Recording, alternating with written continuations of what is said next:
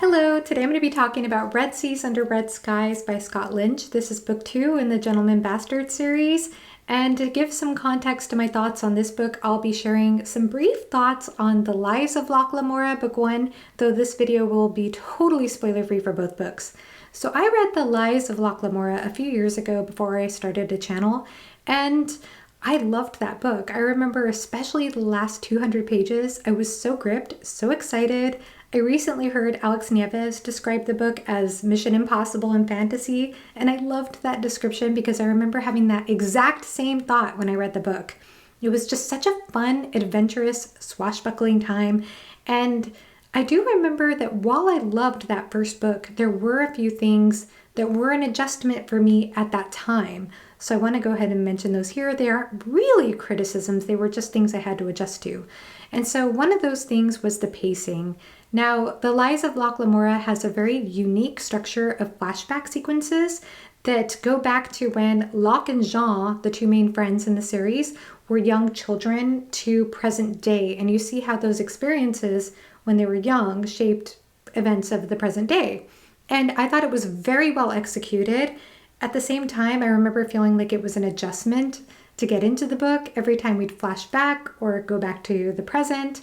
Another thing were the descriptions. Now, I felt as though the descriptions of the setting, while well done again, they were just a little bit heavier, more descriptive and thick than I was used to reading at that time, than the fantasy I was used to reading at that time.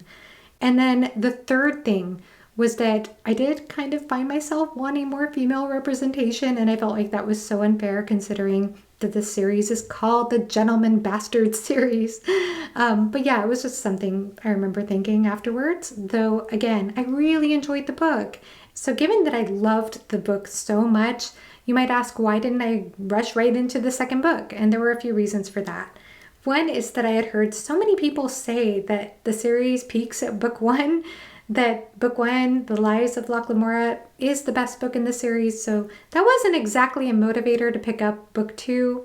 But another reason that I didn't pick up book 2 is that I felt as though book 1 wrapped up in such a satisfying way. And that was actually a plus for me, but again, it didn't leave me with any sense of urgency to pick up book 2. But I'm so glad that I did because I thoroughly enjoyed this book, and now I'm going to go ahead and give you thoughts on this book, relating it to the thoughts I just gave you on the first book. As far as pacing and structure are concerned, there are some flashback sequences in this book. However, they don't span as far back as they do in the first book. They are all related to the time frame when this book starts. And for that reason, I actually really loved it. I never felt as though it broke my immersion by any means. And as far as the descriptions of things, now this is where people are going to vary quite a bit, I'm sure, because I loved the descriptions that Scott Lynch gave in this book.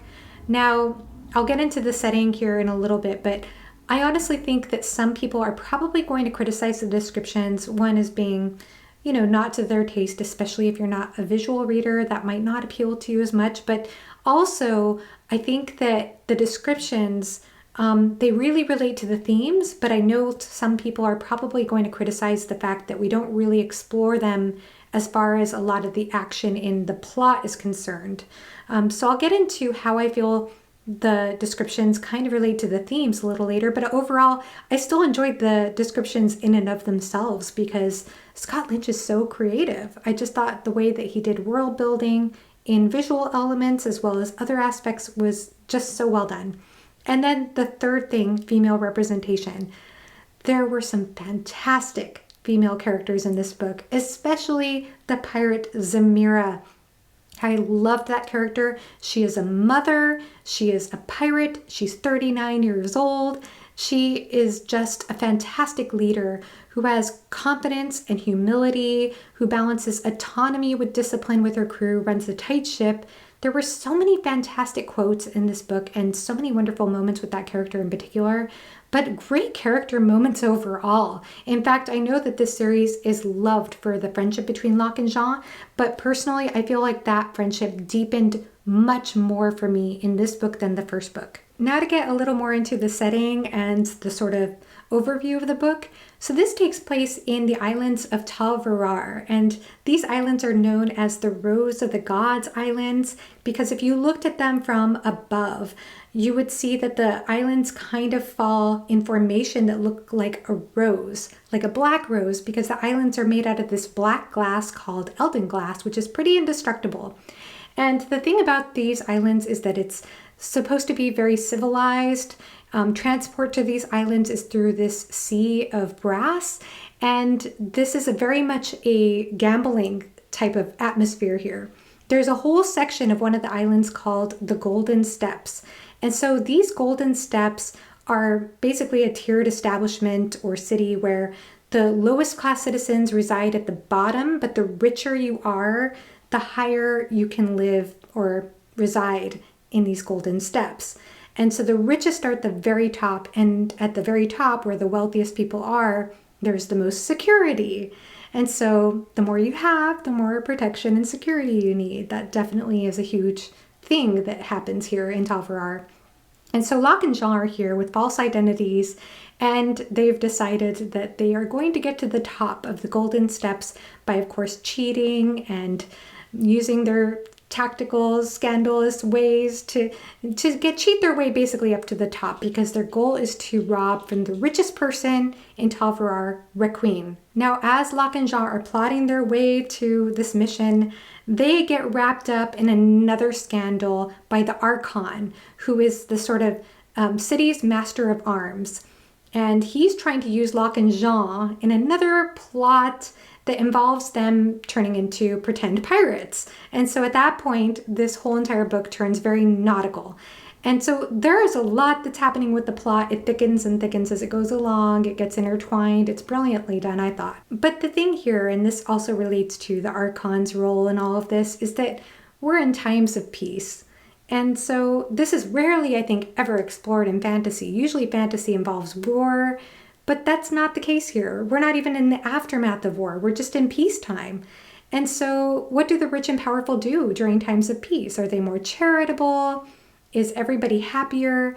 Well, the richest people show no limit to how far they're willing to go to spend money for games, for entertainment. There's a whole war of amusement that takes place in this book that is utterly disgusting and reprehensible. But I think that it really speaks to just how crooked people can be when power just goes off the chart, especially to the detriment of the poor. The poor are horribly exploited in this book. And with the Gentlemen Bastards, one of their main principles is thieves thrive and the rich remember. And of course, there's a lot of trickery and a lot of pretending and con artistry that happens with being a gentleman bastard. So that kind of fits in perfectly to this setting that's all about spectacle and artifice. And I just thought it was just so brilliantly executed in this book. And of course, that leads into the whole plot line of pretending to be a pirate. And I feel like there are some very interesting criticisms on the whole fake it to make it sort of thing. But also, I feel like this book really pokes holes in the whole idea that you have to have a thick skin to be a good leader too. I think that there are some really interesting nuanced perspectives here, interesting moral questions explored, some very bittersweet moments in this book too. I thought that the dynamics between relationships was so well done. The secondary characters were fascinating. Again, I already mentioned Zamira being just a wonderful character, but also a few more female characters that were fantastic as well. And there's even a haunted element, as there are these ghost islands that are present in the book. Also humorism, you have this sort of leech medicine to remove bad blood, so to speak. There was this wonderful aspect called the Pen Scribe Guild, and they're against the printing press coming into Tal Varar because they're afraid that the printing press will make them useless. I thought that was so funny. But there are a lot of funny moments, wonderful humor, wonderful dialogue. Scott Lynch, I had forgotten what a fantastic writer Scott Lynch is. I thought his prose was fantastic personally. Overall, this was a very strong installment for me. Like book one, I feel like this one stands on its own pretty well. There's a little bit of a cliffhanger at the end of this book, but it's still its own thing, and I really enjoyed that. I thought the humor was strong, the character work was strong, incredible world building and descriptive settings, a crazy wild plot. It was just a lot of fun. So please let me know in the comment section below if you've read this book, if you're planning to read it, if you've read on, if you enjoyed the third book. Any of your thoughts down below are greatly appreciated, or if you want to say hi, just say hi. So thanks for watching. Have a great rest of your day. Bye-bye.